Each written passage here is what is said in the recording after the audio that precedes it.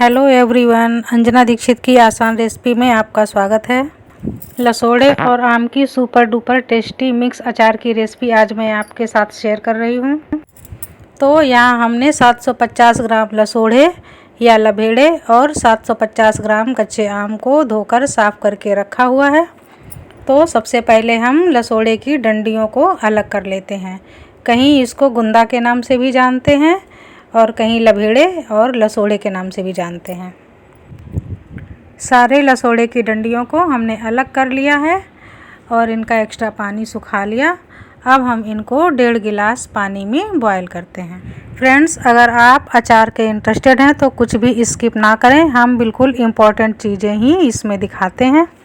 तो जब तक लसोड़े उबल रहे हैं तब तक हम आम काट कर तैयार कर लेते हैं। तो यहाँ हमने आम की गुठलियों को अलग कर लिया है और इसकी पतली पतली कलियाँ निकाल ली। अब हम इसमें मिलाएंगे 1 चम्मच हल्दी पाउडर और 1 चम्मच नमक। इन दोनों को मिलाकर हमको अच्छी तरह से मिक्स करना है। मिक्स करने के बाद हम 30 से 40 मिनट तक इसको ढककर छोड़ देंगे, जिससे कि आम से जो एक्स्ट्रा पानी है वो निकल कर बाहर आ जाए।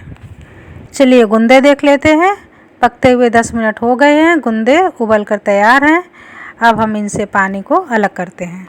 तो अब हम एक थाली में टॉवल को बिछा लेंगे और उसके ऊपर सारे लसोड़े डाल देंगे और अब हमें 1 घंटे इनको धूप में रखना है। अब अचार का मसाला तैयार कर लेते हैं।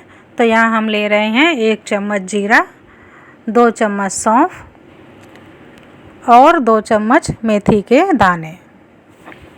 इन तीनों चीज़ों को एक कढ़ाई में डालकर हमको 5 मिनट धीमी आंच में ड्राई रोस्ट करना है। 5 मिनट ड्राई रोस्ट करने के बाद मसालों में अच्छी खुशबू आने लगी। अब हम गैस करते हैं बंद और इन्हें ठंडा करते हैं। ठंडा करने के बाद एक मिक्सर के जार में हम डालकर दरदरा पाउडर बनाकर तैयार करते हैं। हमको इतना ही दरदरा पाउडर चाहिए, बहुत ज़्यादा बारीक नहीं करना है। अचार में दानेदार पाउडर बहुत अच्छा लगता है। तो आइए अब हम आम की कलियां देख लेते हैं। तो इन्होंने काफ़ी पानी छोड़ दिया है और अब इन आम की कलियों को हम एक टॉवल में फैला लेते हैं और इनको भी 1 घंटे के लिए धूप में रखते हैं। तो चलिए अब अगले प्रोसेस की तरफ बढ़ते हैं। तो यहाँ हमने 1 कटोरी सरसों का तेल ले लिया, ये करीब 200 ml है। इसको हम गरम करेंगे और जब ये हल्का गर्म हो जाएगा तब हम इसमें आधी छोटी चम्मच हींग का पाउडर डालेंगे, मिक्स करेंगे और अब हम गैस को बंद कर देंगे और तेल को ठंडा होने देंगे। आम की कलियां और लसोड़े दोनों को हमने 1 घंटे की धूप दिखाई है, काफ़ी सूख गए हैं, बस हमको इतना ही सुखाना है। तो अब हम लसोड़े की कैप को लसोड़े से अलग करते हैं। ये बहुत ज़रूरी है जिससे कि मसाले इसके अंदर समा जाएं। सभी लसोड़े की कैप अलग हो गई है। अब हम लसोड़े में आम की कलियों को मिक्स करते हैं और अब हम मसाला देख लेते हैं। तो ये हमारे ड्राई रोस्ट किए हुए मसाले का पाउडर है और ये है राई की दाल, ये वज़न में 100 ग्राम है। अब हम ले रहे हैं 1 चम्मच जीरा, 1 चम्मच सौंफ और 1 चम्मच कलौंजी और 3 चम्मच हल्दी का पाउडर, 5 चम्मच कश्मीरी लाल मिर्च, इससे कलर बहुत अच्छा आता है। और अब हम लेंगे नमक और विनेगर, ये बहुत ज़रूरी है, इससे अचार की सेल्फ लाइफ बढ़ जाती है। और अब हमने जो गरम करके ठंडा किया हुआ तेल लिया था ये भी ले लेते हैं। तो अब हम इन सभी मसालों को अचार में मिलाना शुरू करते हैं।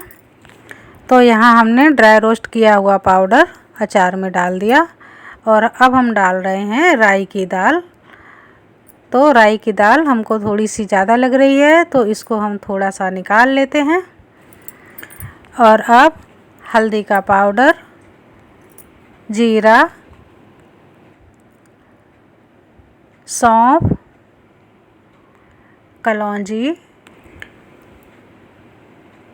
और कश्मीरी लाल मिर्च पाउडर, इन सभी को डालकर मिक्स करते हैं। और अब हम डालेंगे स्वाद के अनुसार नमक। ये अचार का 10वां भाग भी पड़ता है। अगर 1 किलो साफ़ किए हुए आम हैं तो उसमें 100 ग्राम नमक के हिसाब से डाला जाता है। तो अब इन मसालों को अच्छी तरह से मिक्स करते हैं और अब हम डालेंगे 2 टेबल स्पून सिरका, विनेगर ये बहुत ज़रूरी है, इससे अचार में स्वाद भी आता है और अचार की शेल्फ लाइफ भी बढ़ जाती है। और अब हमने एक बरनी को साफ़ करके रखा हुआ है, तो अब हम इसमें भर लेते हैं और ऊपर से जो ये हमारा सरसों का तेल है ठंडा करके रखा हुआ, इसको भी डाल देते हैं। ढक्कन को करते हैं बंद और बचा हुआ जो हमारा अचार है इसको भी हम दूसरे बर्तन में भर के रख लेते हैं। इसको हमें 8 दिन तक लगातार 2-2 घंटे तक धूप दिखानी है और हम बाद में फिर आपसे मिलते हैं। इस अचार को हमने रोज़ 2 घंटे तक धूप में रखा था, एक पतले कपड़े से बांधकर, और इस तरह से 8 दिन की धूप दी हुई है। तो ये देखिए फ्रेंड, अचार बिल्कुल नीचे चला गया है और अब हम इन दोनों बरनी का अचार एक में ही मिक्स कर देते हैं। तो अब हम अचार आपको एक प्लेट में डालकर दिखाते हैं और देखते हैं कि कैसा बना है। तो ये देखिए फ्रेंड, अचार अच्छा गल गया है, सारे मसाले अचार में समा गए हैं, गुंदे के अंदर भी तेल चला गया है। अब ये बिल्कुल स्टिकी नहीं रहा। तो अब हम अचार में ऊपर से तेल डालते हैं। इस तेल को हमने पहले से ही गर्म करके ठंडा कर लिया था।